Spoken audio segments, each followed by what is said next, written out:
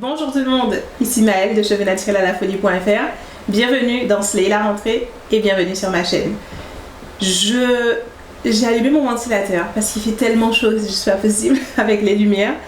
J'espère que ça fait pas un bruit de fond trop désagréable.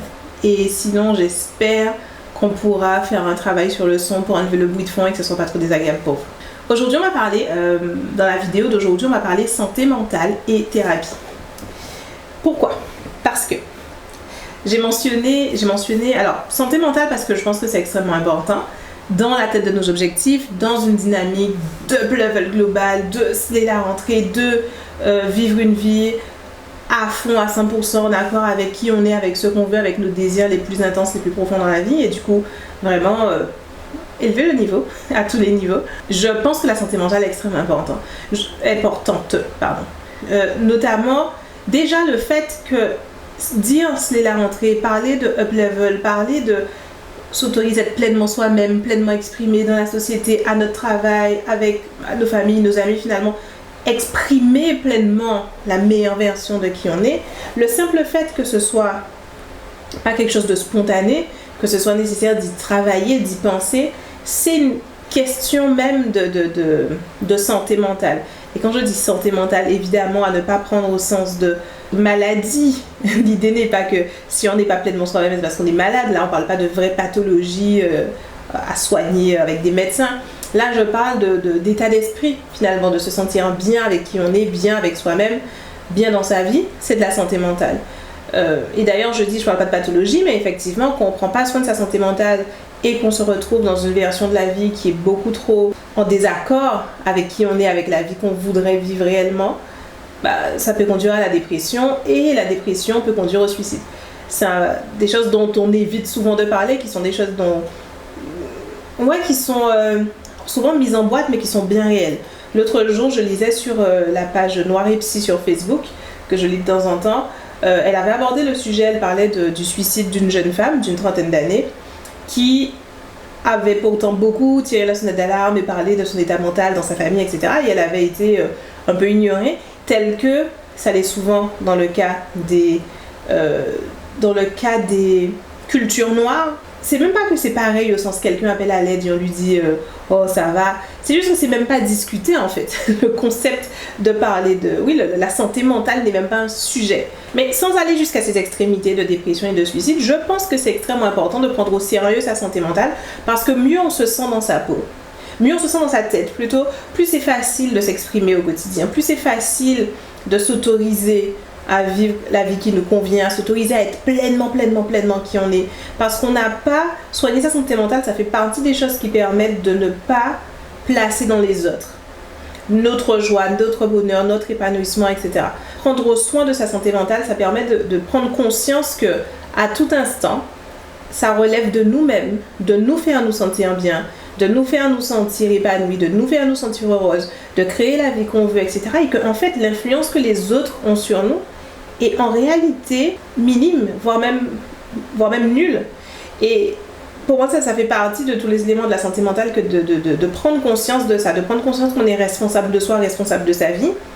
Et pas juste prendre conscience qu'on est responsable, mais aussi prendre la responsabilité de se dire, en fait, tous ces autres dont le regard, la critique ou le jugement me font tellement peur que je n'ose pas, à différents niveaux de ma vie, être pleinement exprimé, vivre pleinement.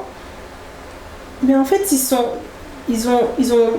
je leur donne du pouvoir qu'ils n'ont pas. Et la thérapie, pour aller plus loin, ça permet aussi, c'est un autre aspect finalement de travailler sa santé mentale qui est, alors je dis un autre aspect parce que dans le premier, pour moi, ça a plutôt été du travail, de faire des exercices d'écriture, de m'interroger sur moi-même, de vraiment de sortir de moi-même pour me regarder de l'extérieur et me poser des bonnes questions. Le premier moment où j'ai décidé de prendre pleinement en main ma santé mentale, c'était en 2014. Et vous le savez peut-être déjà ou pas, c'est l'année où j'ai quitté le salariat, c'est l'année où j'ai quitté mon entreprise parce que je n'en pouvais plus et je me suis poussée à bout et j'étais dans un état tellement affreux. Le 31 décembre 2013, je me rappelle être allongée dans mon lit, c'est la fin de l'année et je faisais une crise d'angoisse énorme, j'arrivais pas à respirer. J'étais au bout du rouleau, je me sentais horriblement mal avec cette nouvelle année qui démarrait. Et j'ai pas dormi de la nuit, j'étais réveillée, vraiment là, allongée, à fixer le plafond et à essayer de respirer. Et en train de réaliser que c'était vraiment cette nuit-là que j'ai réalisé que je dois changer. Il y a pas de solution. Je suis en train de vivre la vie de quelqu'un d'autre et c'est de ma faute. J'ai vraiment eu ce moment de me dire c'est de ma faute, personne ne me force, personne ne m'oblige, c'est ma vie, je dirige, je décide et je me suis mise dans cette situation. Et je me suis réveillée le lendemain matin, j'ai à peine dormi, mais avec une nouvelle détermination qui était à la fois ok, donc je vais quitter le salariat, je vais créer une entreprise puisque je vais être entrepreneur, puisque je veux être libre, puisque j'ai toutes ces aspirations de créativité, de création, etc. Je vais y aller, je ne sais pas ce que ça va donner. Je ne sais pas si j'en suis capable, je sais rien du tout, mais je sais que je dois y aller. J'ai laissé mon mal-être s'envenimer au point de passer une nuit d'angoisse comme la nuit que je viens de passer là. C'est pas normal et je vais plus jamais laisser ça se produire. Et j'ai eu ce basculement, ce déclic de je vais prendre soin de moi-même. Je suis sous ma propre responsabilité. C'est ma vie, c'est mon esprit, mon mental, mes émotions, c'est moi. Je m'appartiens à moi-même. Et j'ai basculé à ce moment-là, donc 2014 a été une année où j'ai beaucoup travaillé sur ces choses-là. Déjà, juste comprendre comment ça marche. J'ai lu plein de choses dans tous les sens. Beaucoup sur Internet. J'ai cherché plein de gens qui parlaient de santé mentale, de bien-être. J'ai aussi lu beaucoup de choses sur l'intuition et l'intention et comment on bâtit sa propre vie, etc. Des choses très fondamentales de développement personnel, de santé mentale. Puis j'ai commencé à aller dans la pratique. Surtout une fois que j'ai quitté mon emploi et que j'étais face à moi-même dans ma vie, commencer à mettre en place des choses, me demander quelles sont réellement mes priorités dans la vie, quelle est cette vie que je vais construire. J'avais 25 ans et c'était la première fois que j'avais ce moment de calme, pas dans l'élan classique de la vie, mais un vrai moment de calme et de vide, de me dire ok, en fait, qu'est-ce que je veux. Et dans ce cheminement, j'ai rencontré des personnes qui m'ont aidée et qui m'ont introduit à l'idée de la thérapie. C'était en 2017. J'ai compris à ce moment-là, quand elles m'en ont parlé, que j'avais des a priori négatifs par rapport à la thérapie.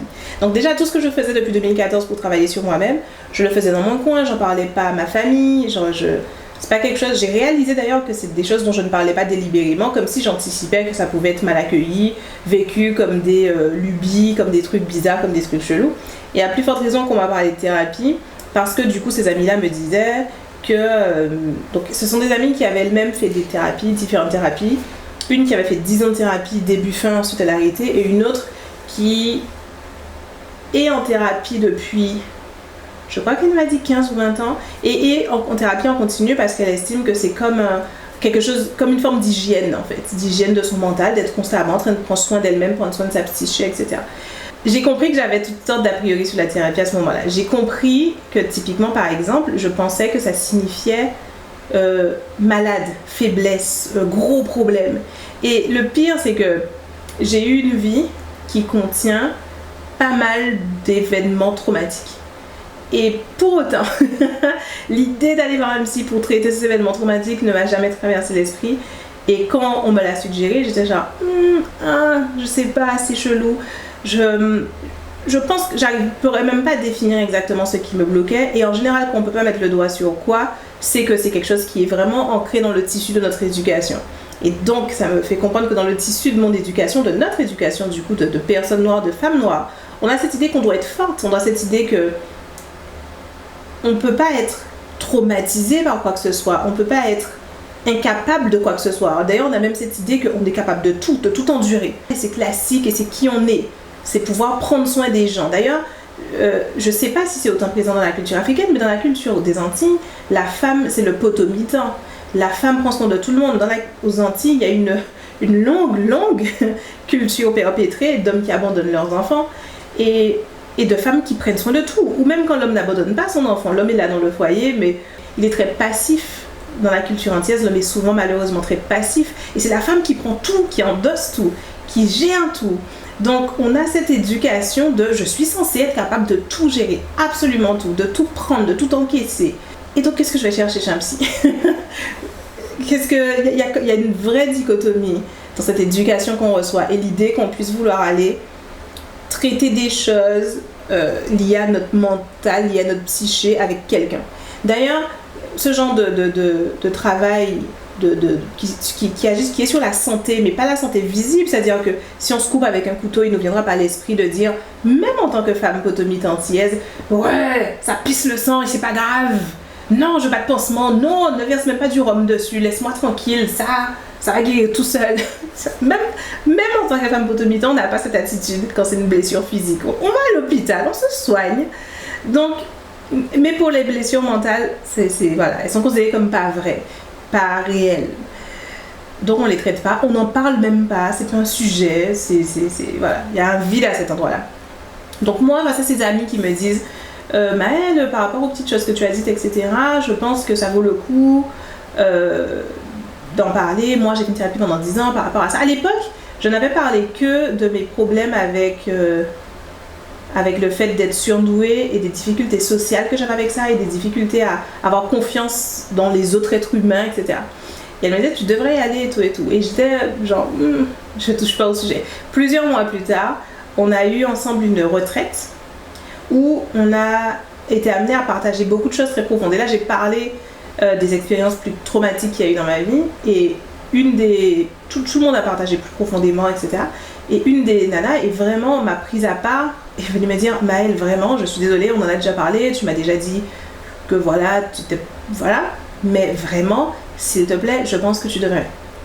Parce que ces choses-là, tu réalises pas, en plus tu es entrepreneur, c'est présent toi, tu es encore jeune, résous-les maintenant parce que voilà, même ça affecte sûrement ta vie de façon dont tu te rends même pas compte, etc. J'ai encore une fois pas écouté. Et ces deux amies, donc là c'était une d'entre elles, mais ces deux amies vraiment constamment parlent des bienfaits de la thérapie, je les fréquentais souvent, beaucoup, et donc j'étais convaincue. Juste, finalement je pense qu'à partir de septembre 2018, j'étais convaincue, mais je procrastinais. Ensuite, j'ai passé une fin d'année 2018 très compliquée, avec beaucoup d'anxiété, beaucoup d'angoisse, qui était probablement dû à burn-out. Je me suis beaucoup poussée en 2018, intensément.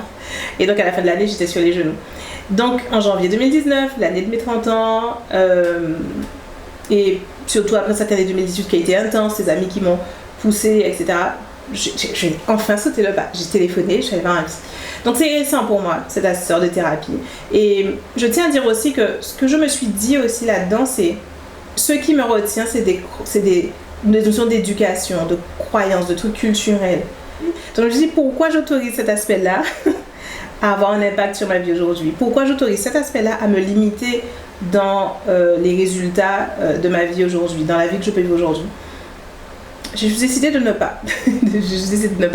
Et j'ai aussi réalisé que j'avais un a priori sur la thérapie par rapport à une expérience de thérapie que j'avais eue quand j'avais, je pense, 14 ans. C'était après que il y avait eu un épisode violent avec un épisode familial violent pour lequel le juge avait demandé une évaluation psychologique de ma soeur et moi, et donc on a eu une séance avec un psy qui était censé nous parler une fois et faire un rapport. Et j'avais complètement oublié ce truc, mais vraiment ça m'était sorti de l'esprit. Et j'ai réalisé en réfléchissant à la thérapie que ce truc-là s'était produit et que j'en avais gardé un mauvais souvenir parce que j'avais eu la sensation que la psy s'en battait les couilles complètement. Et j'ai commencé à parler, j'ai commencé à pleurer, j'ai commencé à vraiment décharger des trucs, et elle était là, ok. Et quand l'heure est arrivée, elle m'a juste dit bon, faut y aller. Enfin voilà, c'est fini. Et elle m'a pas laissé. Elle m'a pas dit prends le temps, essuie l'arbre, compose-toi. Elle s'en foutait complètement. Elle m'a mise dehors de son bureau et voilà. Et je crois que ça aussi, ça m'avait laissé un très très très mauvais souvenir. Et je m'étais dit ok. Et ça, c'était resté ancré en moi. Et donc là aussi, en réalisant ça, je me suis dit mais je vais pas juger tous les thérapeutes de la Terre par rapport à cette dame. J'ai cherché sur internet, j'avais trouvé des conseils comme quoi trouver un psy, ça pouvait prendre du temps, qu'il fallait pas hésiter à essayer plusieurs personnes jusqu'à trouver la personne qui nous convient. J'ai trouvé quelqu'un qui me convenait dès la première fois. Et voilà, et en termes de bénéfices, je trouve effectivement exactement la même chose que j'ai trouvé en commençant à payer des coachs dans mon entreprise, payer des coachs pour mon développement personnel, etc. Il y a une immense différence, en effet, entre le travail qu'on est capable de faire seul et le travail qu'on est capable de faire avec un professionnel. Je pense du coup, comme mes amis qui m'ont allé pendant 1 an et demi pour que je le fasse, que je pense que tout le monde peut en bénéficier. Je pense que je pense que j'arrêterai jamais, comme ces autres personnes que j'ai trouvées qui disent que pour elles c'est juste comme se brosser l'esprit. C'est exactement comme ça que je le vis. Je le vis comme de l'hygiène mentale, que d'aller régler des problèmes, comprendre des patterns, des attachements émotionnels, des choses qui se répètent, etc. Juste continuellement faire attention à ça, aux choses qui s'installent, aux choses qui se répètent, aux choses que je peux régler, aux choses que je peux améliorer dans mon fonctionnement. Ça n'a pas de prix. je me rends compte, c'est pas ce que j'avais prévu, c'est une vidéo où je me suis beaucoup plus racontée qu'une vidéo pratique où je vous donne des conseils. Mais dans tous les cas, si vous avez des remarques, des questions à me poser, des avis sur le sujet, n'hésitez pas à en parler dans les commentaires. Je suis ouverte à répondre à vos questions et à ce qu'on en discute. Voilà, je vous dis à bientôt dans la prochaine vidéo. Ciao!